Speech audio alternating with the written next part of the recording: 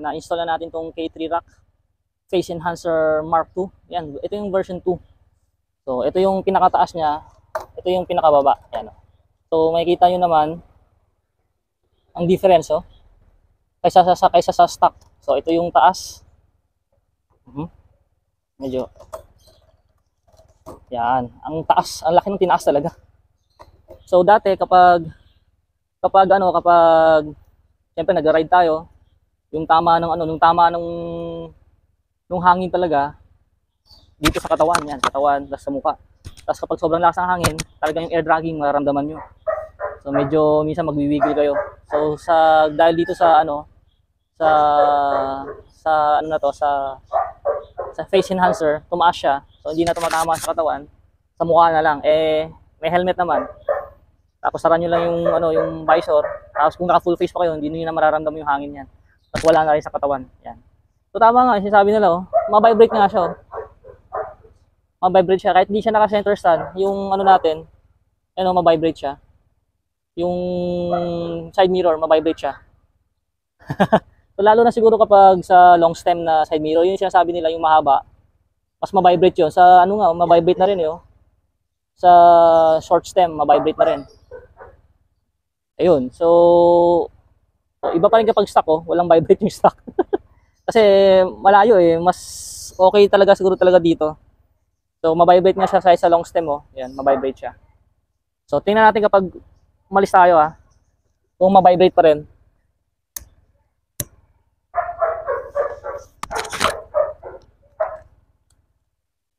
So subukan muna natin. Open natin para kasi yung hangin maramdaman natin sa mukha kung saan tumatama. Alright.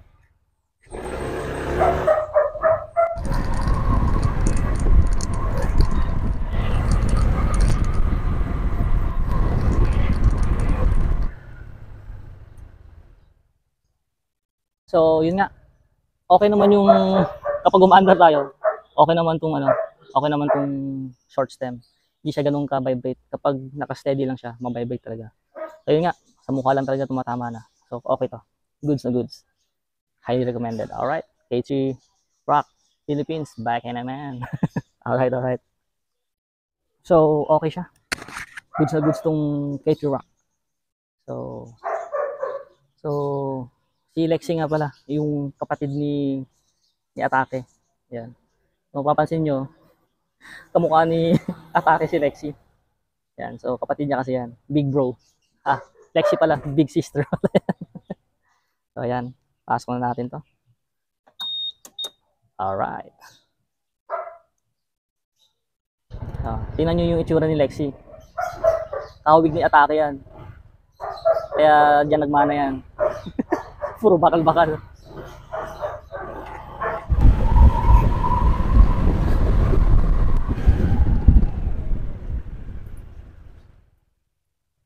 So, yun nga. Talagang yung air dragging hanggang ulo na lang. Wala na sa katawan. So, kahit pag mabilis tayo, wala nang dragging sa katawan.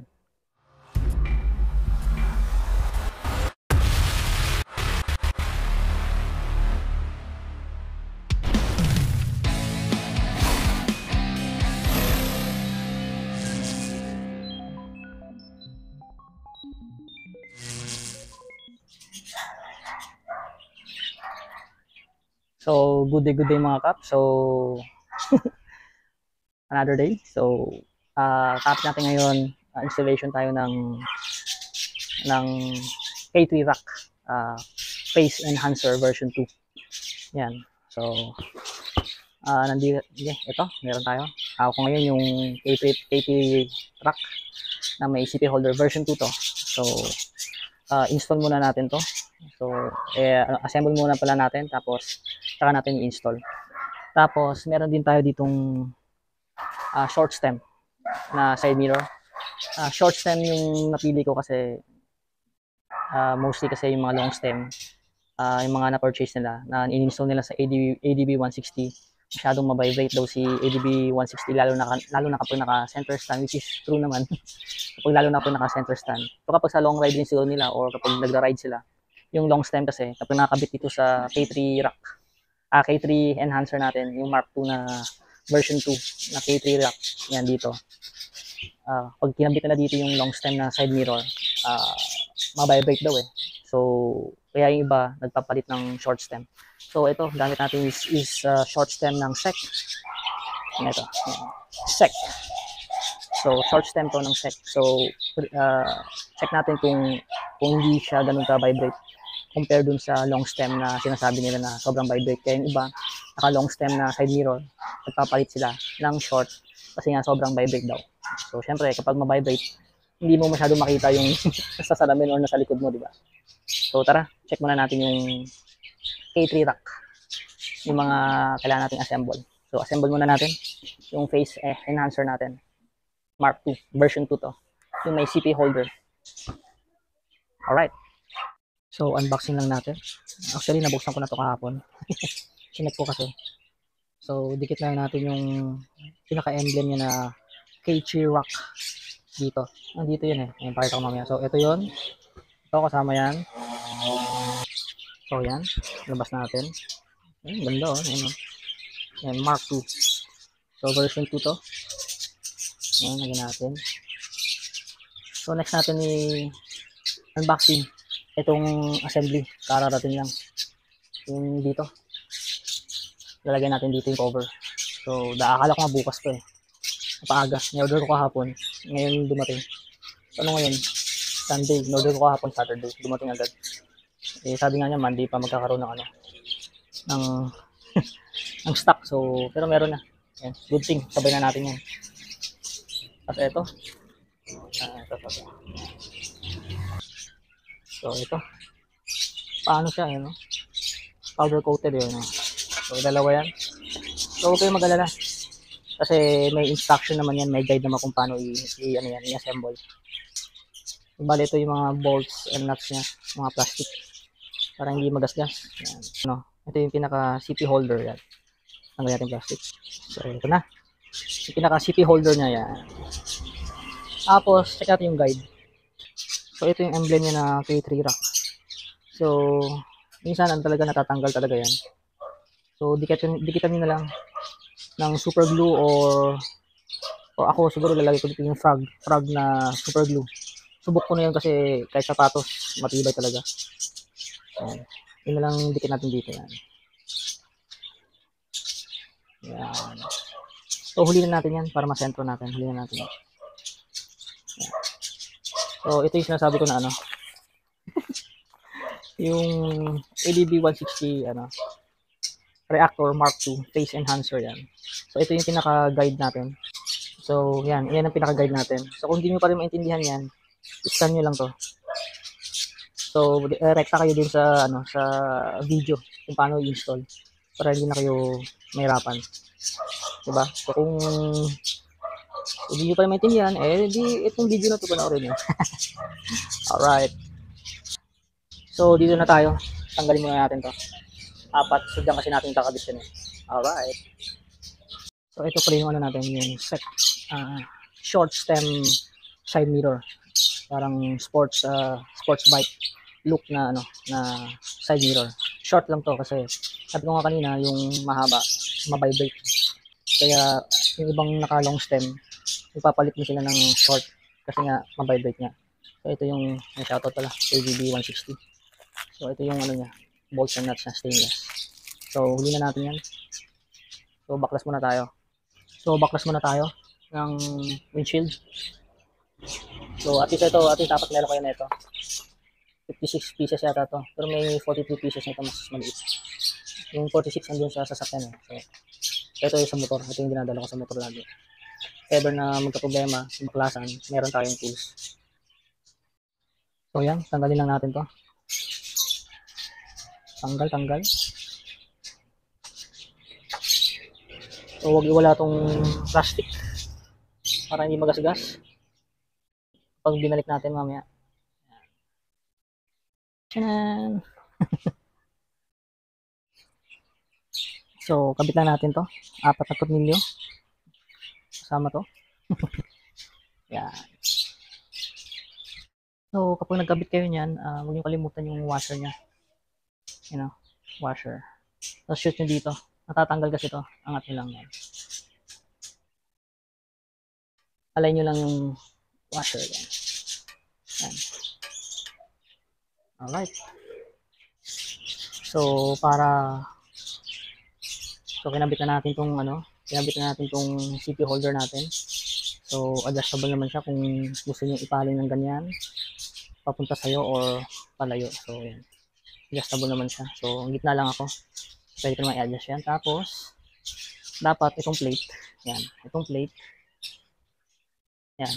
Tsaka itong plate na hawak ko. Yan. Dapat nasa loob yan.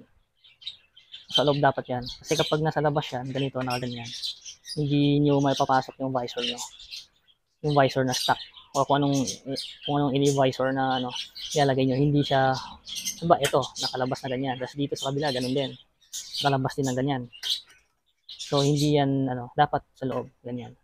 Dapat sa loob, tapos, kasi kapag nasa loob, masasagad nyo yung adyasan. Pataas, pababa. Kasi kapag dito sa labas, hindi nyo masasagad yan.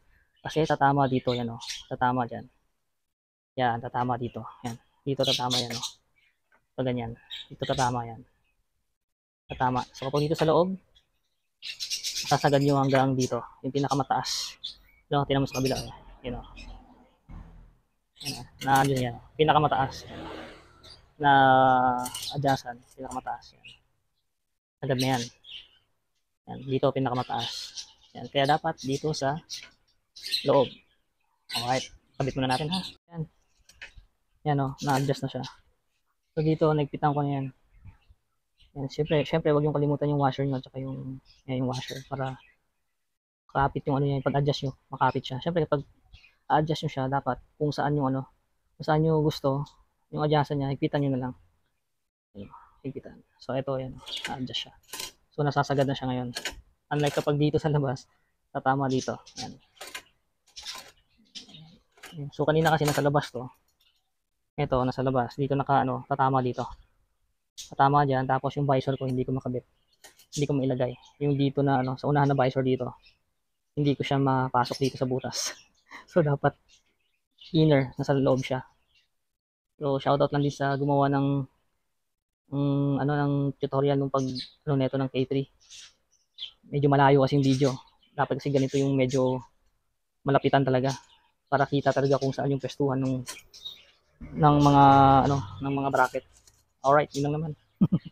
So at least naliwanagan na tayo. So gumawa tayo ng sariling video para mas malinaw yung pagka-install. Mas madali ma-install ng mga bibili din at magkakabit din.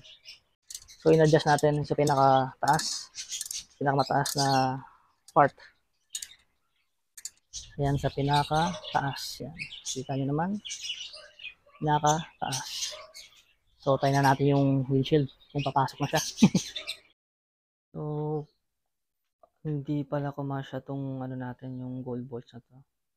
So yung nilagay ko na lang yung ito yung may plastic na cover yung galing sa K3 rack natin yan.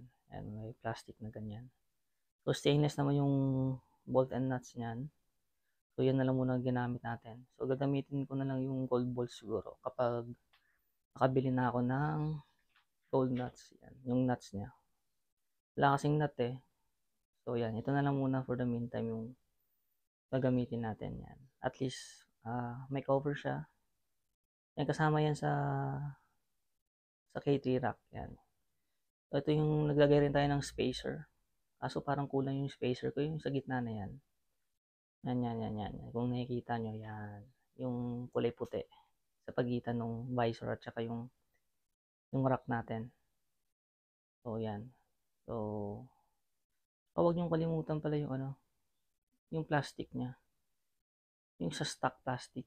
Ilagay nyo na lang dyan sa ilagay nyo na lang dyan sa parang parang washer niya. Yan, dyan nyo ilagay banda. Kasi nga, baka sobrang higpit nyo mag-crack yung visor nyo. Yan, nakikita nyo yan. Yan yung puti na yan. Yung sa stock naman yan, yung sa stock yan ha. So, lagay nyo dun sa likod. Kasi may plastic naman sa harap. Yung stock, lagay nyo sa likod. Sa pagitan ng bracket at saka yung visor. Para protected yung windshield nyo. Kasi plastic yan eh. Para sobrang higpit nyo, mabasag yan. So, ito sa side mirror natin, dyan natin lalagay yan. Yung short stem na sec side mirror natin. Yan, lalagay natin yan dyan. So, yan na. Nalagay na natin yung sec side mirror natin. Pogi na, diba? Adjustable naman yan. Yan o, nakikita nyo. Yan naman, pwede naman i-adjust yan. Kapit na natin yung K3 yan. K3 rock. So, gamitin lang natin ng 3 frog. Subok ko na to. Kahit sa meral ko na sapatos. Sobrang dikit. Pinang titrail pa. Alright.